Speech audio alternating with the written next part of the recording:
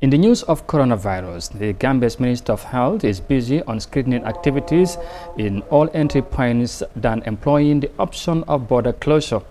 Ahead of the weekend border reopening between Senegal and the Gambia this Sunday for the commercial flow of goods and services, travelers from Senegal, where 4 cases of the disease is confirmed, will be subjected to screening at the entry point. In this report, Communication Officer of the Health Ministry explained why the border closure is not an option for now. Corona becomes real pandemic. WHO. Confirmation of 4 cases of coronavirus in neighboring Senegal has since activated public concerns on the level of preparation on the side of the Smiling Coast. This case is a subset of over 100,000 recorded cases within 2 months, a situation that the World Health Organization WHO find worrying. Communication Minister for the Ministry of Health told iAfrica that the Ebola quarantine centers in 2012 in various health facilities are being reactivated to take care of possible cases of coronavirus. At the borders, we have isolation centers there, so that if there is any suspected cases, those people will be, taken to that place, to be taken care of, and all what is necessary to be done. At the hospital level also, we have isolation room. If you go to Edward Francis Small Teaching Hospital in Banjul, the main referral hospital, there is an isolation room.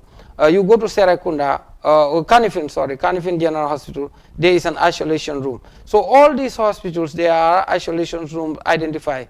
These things we started during the time of the Ebola. Transport authorities in Senegal and Gambia struck a deal to resume the free movement of commercial goods and services by the end of this week, after about 1 month of dispute between the two sides. But Mr. Fall assured that the medical check in place at all entry points are enough to prevent the closure of border between Senegal and Gambia as a result of the COVID-19 epidemic. The ministry is leaving no stone unturned. All what is necessary at the border end, we are not closing the borders, but there are officers who are there. And anybody, our officers, public health officers at the borders are also closely working with the security.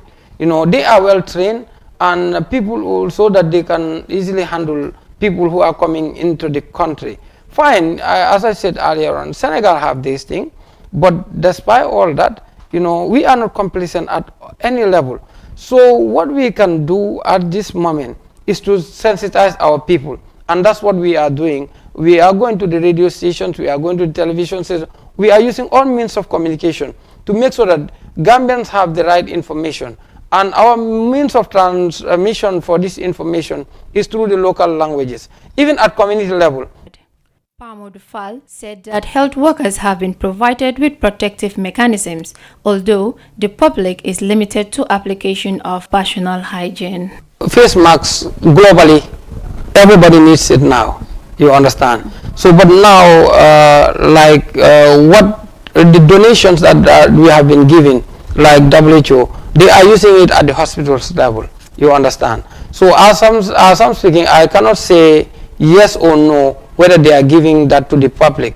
But at the hospital level, I know they will be well equipped with all these donations that we will be giving on personal protective gear, equipment, because this personal protective equipment includes so many things, so many things, just like what the WHO is giving us. Today the Chinese is giving us, I don't know actually, because that one is going now at Kotu. So I don't know actually what they are giving us, but all what they are giving us, we will use it judiciously so that the population of this country will be safe. Meanwhile, the world epicenter of the coronavirus, China, on Tuesday dispensed materialistic support to the Gambia's health sector in the effort to prevent the spread of the disease into the West African states. Of all the cases reported globally so far, 93% are from just 4 countries, with China accounting for 80,000 cases. It's certainly troubling that so many people and countries have been affected so quickly, says WHO's Director General at the media briefing on Monday. Now that the virus have a foothold in so many countries, Dr. Teros Alhanum Generosi said the threat of the pandemic has become very real. Reporting for iAfrica News, I am Aissatou Tamba.